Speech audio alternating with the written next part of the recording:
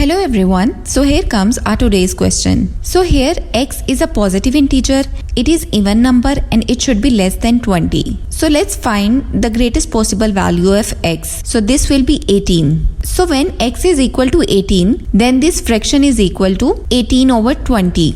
Similarly, the next x value will be equal to 16 and the other value will be equal to 14. So we will determine the fractions in both cases.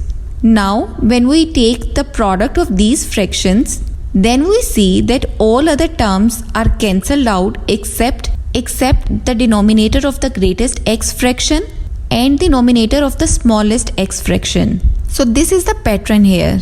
Now we don't have to determine all the fractions of our range. We will simply find out the fraction at greatest possible value, which is 18, and the smallest possible value, which is 2.